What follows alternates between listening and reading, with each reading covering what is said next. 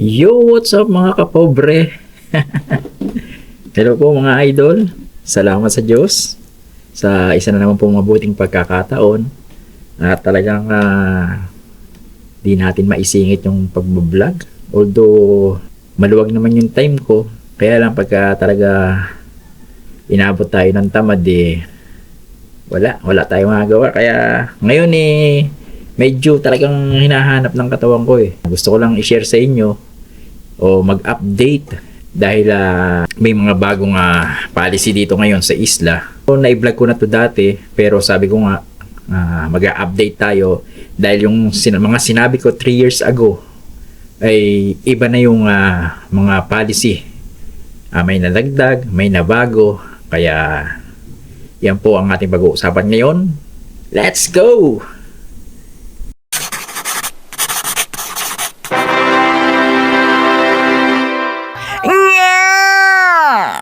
So yan nga po mga kapobre, welcome back to my channel. Ito po si Chess Vlog.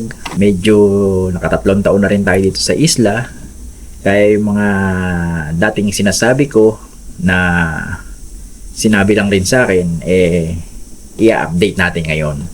Dahil yung mga sabihin ko ngayon yung na-experience ko in 3 years ko dito sa Cayman Island. Marami pa rin nagtatanong sa channel ko kung paano raw ba makarating dito, paano makapasok dito.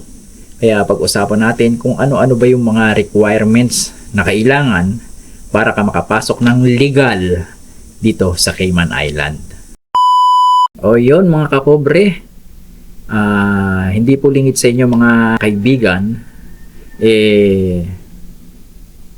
patuloy pa rin po yung mga scammer na nandito sa isla. At ang nakakalungkot po niyan mga kaibigan kapwa po natin Pilipino, yung iba na bumibiktima sa ating kapwa Pilipino. Nakakalungkot dahil yung kababayan natin na nagnanasa na makapagtrabaho dito sa Cayman Island, malaking pera yung kailangan niya. Nandyan yung isang layong bahay, ibenta yung ari-arian para lang makapunta rito sa Cayman Island. Tapos may scam lang. Ngayon lalapit dito sa mga kinauukulan dito. At isa nga po sa nalalapitan nila na pagsusumbungan si Sir Dion. Shoutout po Sir D. At salamat po sa pagbibigay impormasyon sa ating mga kababayan upang makapag-ingat sa mga scammer na yan.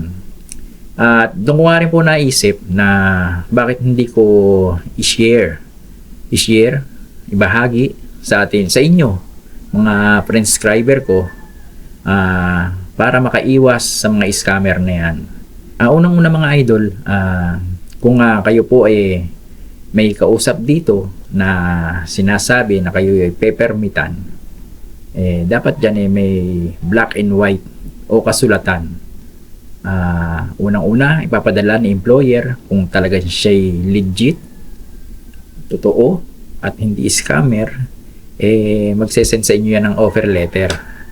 Sa offer letter nakalagay doon yung ating trabahong inaalok niya sa atin at yung oras ng trabaho na ating gagampanan kung tatanggapin natin yung job offer.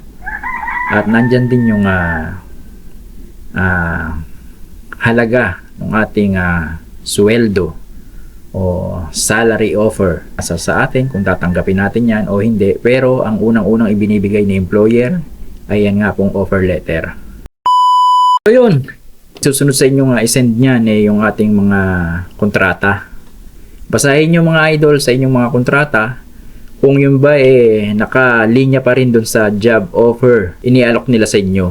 Kasi minsan iba yung nasa offer letter dun sa nakasulat sa kontrata.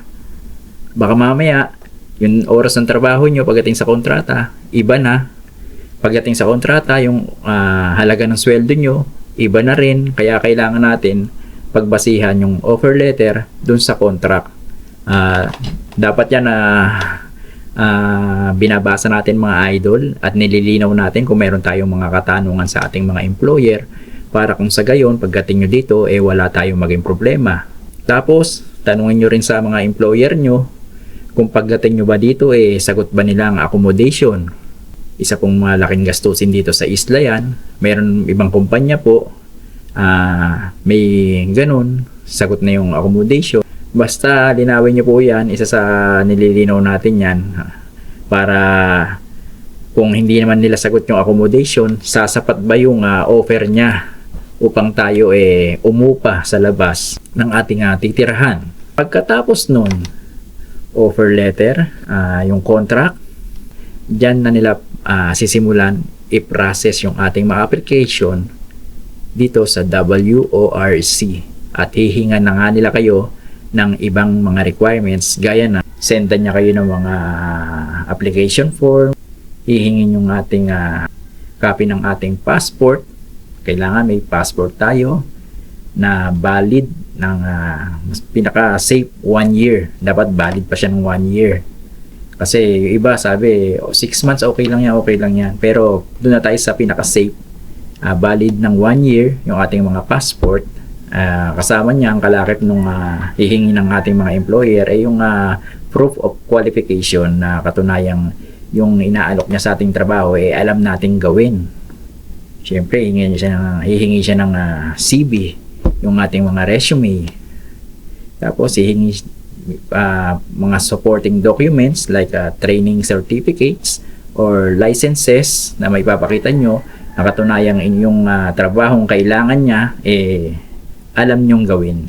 At pag naibigay nyo na yung mga requirements na yun for permit application, kasi kailangan po yun mga idol para sa application ng ating mga permit. Siyempre yung passport, CV, training, tapos andyan na hingan niya kayo ng police clearance. Napakahalaga po niya mga idol, hindi po NBI, police clearance po ang hinihingi nila dito.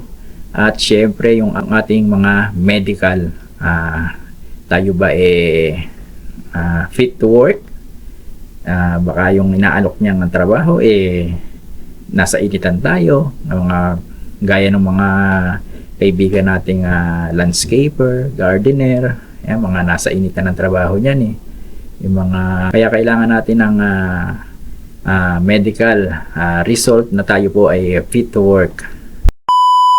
So yan po, malinaw po. Offer letter, contract, permit application, hihingin sa inyo inyong mga requirements, passport, valid ng 1 year, mas okay.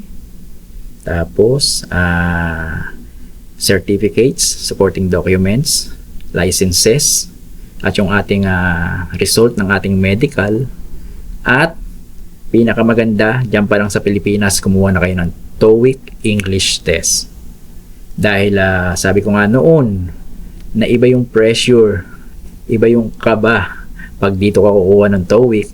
Kahit na sabihin naman nating madali, iba naman yung ating iba naman yung ating kakayanan.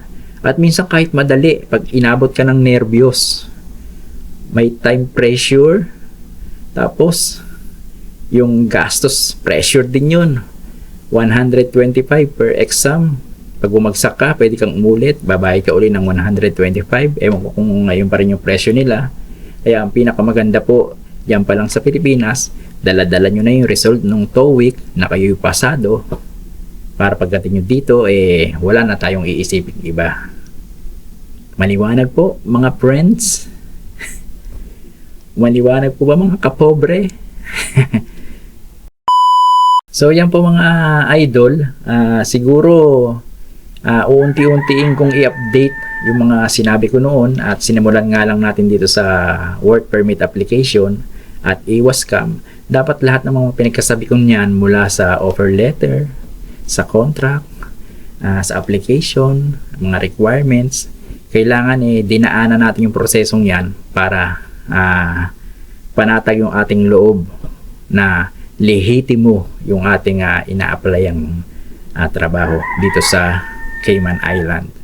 At iwas scam. Pagka nag-alok sa inyo ng trabaho na kayo paparatingin dito at pera agad ang hinihingi, scam yan. No.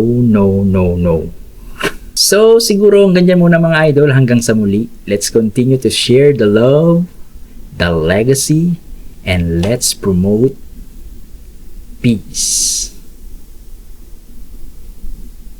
Yeah!